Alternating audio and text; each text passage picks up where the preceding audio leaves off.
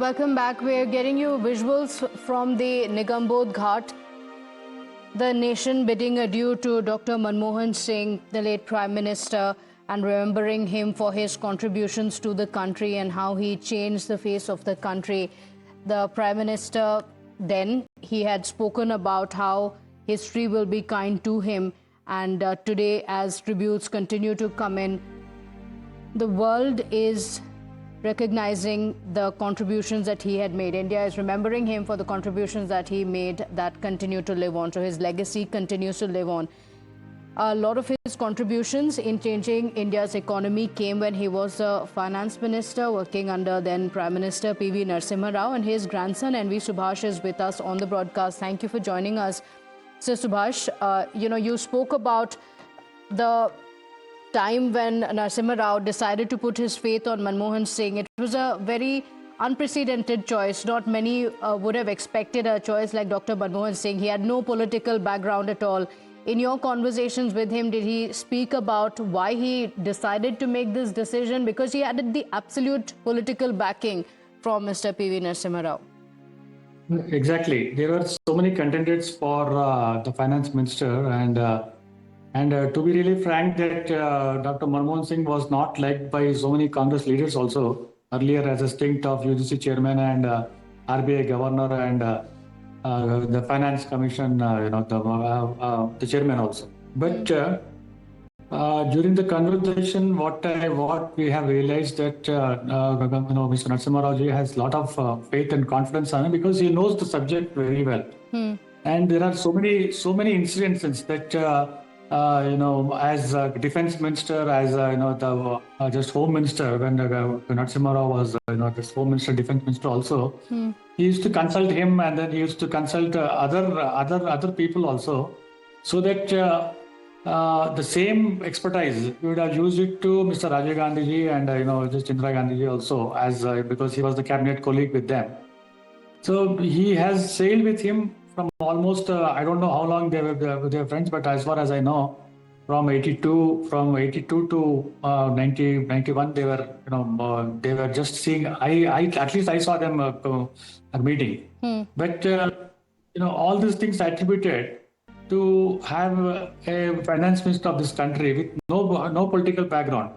Probably Mr. Narasimha Rao wanted to have this kind of person so that there will be no interference on them, because he's a straightforward guy. He means his business and he knows his subject, and he knows Indian economy so well that he can influence even the foreign banks also, like IMF or the World Bank and Asian Development Bank also. He can influence them.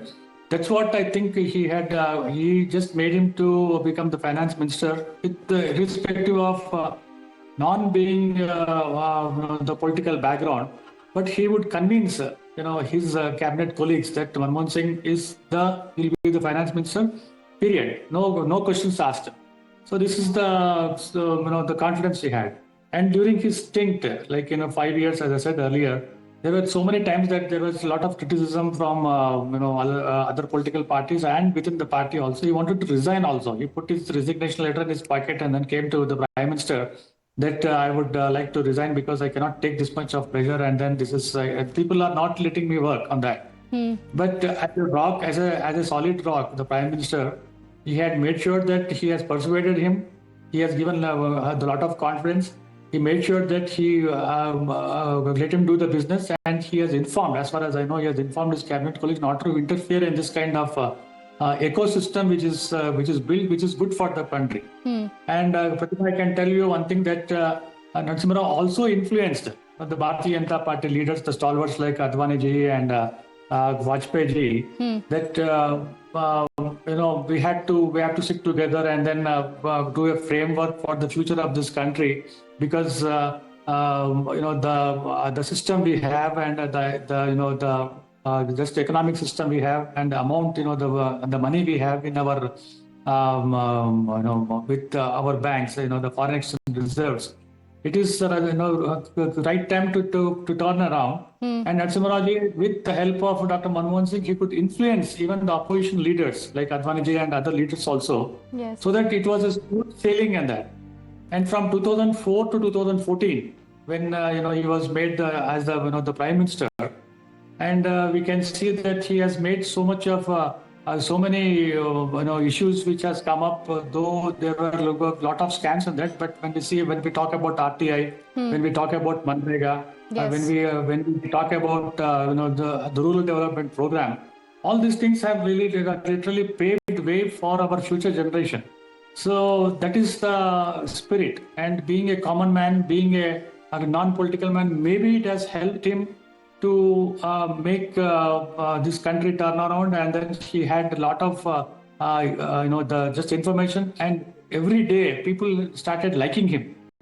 Even That's true. He opposition didn't have leaders. the burden that of being a politician. Maybe that's what worked for him. The fact that he was from outside the political sphere. But when we speak of the then Prime Minister and the changes that Manmohan Singh had brought in, it's very important to also mention that he had spoken about India being wide awake and that no power on earth can stop India from emerging as a major economic power. In fact, Dr. Manmohan Singh was in support of the creation of wealth. In fact, he was in support of foreign investment coming into the country at a time when there was some criticism, some skepticism about it. Exactly. When we really talk about it, because there was the license Raj. So license Raj, naturally, any politician wanted to have the power in their hand. But looking at the economy of this country, the world's largest economy, and then world's largest democracy, where Manmohan Singh must have thought that unless we do something for the common man, people will not appreciate. And for the future generation, it will be very, very difficult for them to survive. We would have become the banana republic had Manmohan Singh not taken initiative steps on that. And when we see about 2004 to 2014, there were so many brickbats, especially the scams when we talk about. Even after that, even opposition leaders within the Congress party also, they said you are a weak prime minister and you are not able to control your own colleagues, and that's why it is going out of hand. And there was so much peer pressure from the Congress party leaders also to make something really happen. The drastic changes which they wanted to make it in the cabinet also. But Manmohan Singh, he has now become the politician. I don't say that he has become a seasoned politician, but with the help of his expertise, and then with the experience with Narasimha Rao, and with the bureaucracy, and with his academic experience, he could manage and then maneuver in a different way. And there are so many jokes on him. There people used to tease him like something, but he could not take it. He did not take it personally. In his demeanor, it's very important to mention, he was very silent in his demeanor. He was known to be a man of very few words, but he did let his work do the talking, and he was very audacious in his decisions. So for the demeanor that he had on the outside of being a very mild-mannered person was not reflected in his decisions. As far as his decisions were concerned for the country, those were bold decisions. Exactly, and if you talk about Narasimha Rao, the foreign policy, about the Look East policy, that's also we have to talk about it, because at that time, many people used to come to just India, and then they used to go to Pakistan also, like US president or any other people. And Pakistan was also our, though they are our neighbor, but it was treated as more hub for other the countries. But so slowly, even the pressure from the US, I could say that Narasimha Rao, Dr. Manmohan Singh has not yielded, though they have put the US put a lot of sanctions. Even I would remember that economic sanctions also they were about to impose on just India about the nuclear deal. But with his capacity as an experienced politician, he could really manage very well. And when we see the next term of the Manmohan Singh debuting the office, and Modi ji taking as the Prime Minister, I think all these experiences and all this road path which Narasimha Rao ji, Vajpayee ji, and Manmohan Singh has made for it. It has become very easy for Modi government also to implement these schemes. None of the good things have been implemented.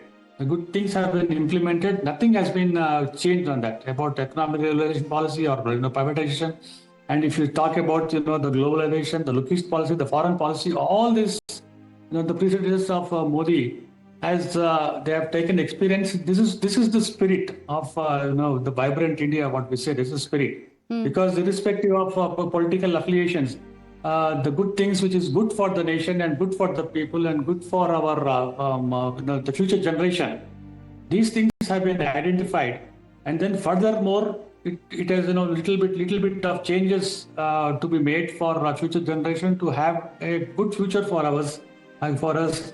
This is the beauty of our Indian democracy, and the foundation stone made by Narasimha Rao ji and Dr. Manmohan Singh.